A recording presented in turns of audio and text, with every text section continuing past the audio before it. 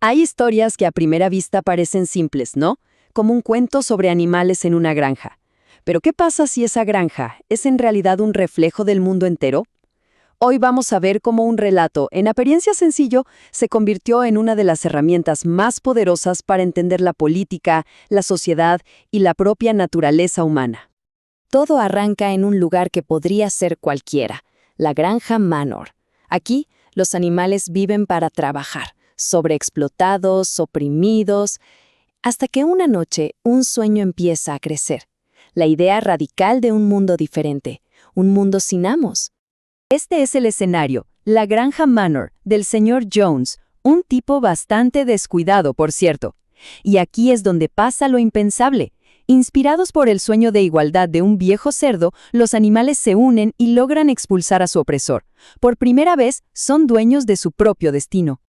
Claro, para que esto funcione necesitan reglas, y establecen 7 mandamientos que se supone son inalterables. Son los principios sagrados de su nueva filosofía, el animalismo.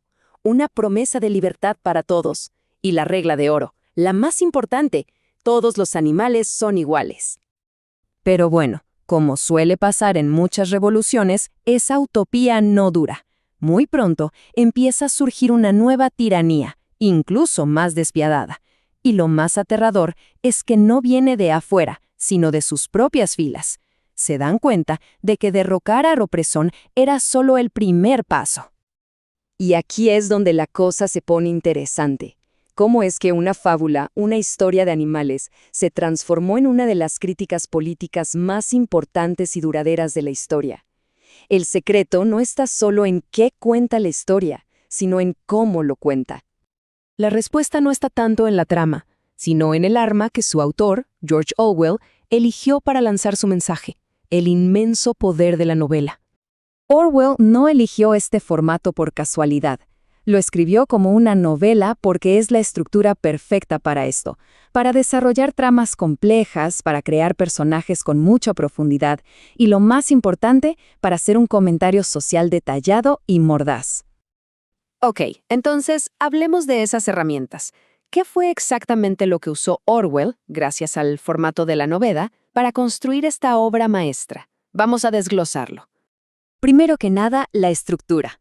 Casi todas las grandes historias se sostienen sobre un esqueleto de 3 actos. Es una fórmula clásica, un principio que presenta el mundo, un medio donde todo se complica y un final donde la tensión llega a su punto máximo y de alguna forma se resuelve.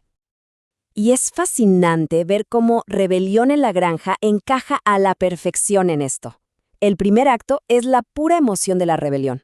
El segundo es el descenso lento y oscuro hacia la corrupción del poder. Y el tercero es la traición total de esos ideales con los que empezaron. Otra clave de su poder está en los personajes, porque no son solo animales, claro que no, son arquetipos. Boxer es el trabajador incansable. Squealer, el maestro de la propaganda, el que te vende cualquier mentira. Benjamín, el intelectual que lo ve todo pero no hace nada. Y en el centro, Napoleón, la encarnación del tirano. Y miren esto, porque es brillante. Aquí se ve clarísimo uno de los temas centrales, la manipulación de la verdad. Orwell nos enseña cómo el poder no solo corrompe a los líderes, sino también el lenguaje, a la ley.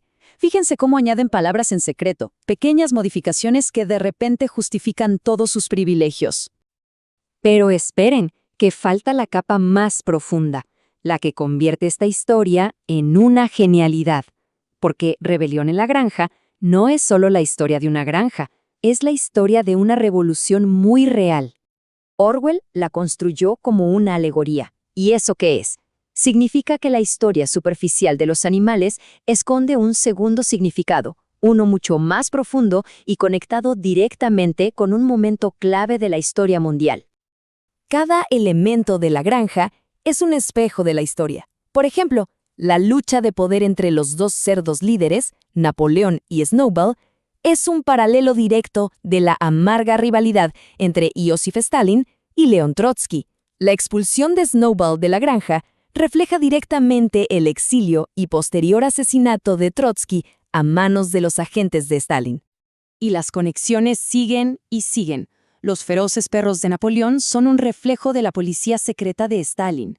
El leal caballo boxer, con su fe ciega y su final trágico, simboliza al proletariado traicionado. E incluso el animalismo es una sátira directa de cómo los ideales comunistas originales fueron pervertidos por el poder. Y todo esto culmina en la traición definitiva, capturada en una sola y escalofriante frase que reemplaza a todas las demás. Todos los animales son iguales, pero algunos animales son más iguales que otros. Es la reescritura final de la ley, la que consagra la nueva tiranía. Entonces, ¿cuál es la lección final? ¿Por qué una novela escrita hace décadas sigue resonando con tanta fuerza hoy? La respuesta está en la función misma de la literatura como un espejo de la realidad. Porque en la novela, como forma artística, es una de las herramientas más poderosas que tenemos para reflejar y criticar a la sociedad. Son espejos que nos obligan a mirar nuestra propia realidad. Historias como esta nos equipan con las herramientas que más importan, la empatía y el pensamiento crítico. Nos enseñan a reconocer las tácticas de la propaganda, a cuestionar las estructuras de poder y a ver las injusticias que a menudo se esconden a plena vista en nuestro propio mundo. La novela termina con una escena inquietante y poderosa. Los animales miran por la ventana y ya no pueden distinguir entre los cerdos y los hombres. Es un recordatorio brutal de cómo el poder absoluto corrompe absolutamente y cómo los revolucionarios pueden convertirse en los mismos tiranos que juraron destruir.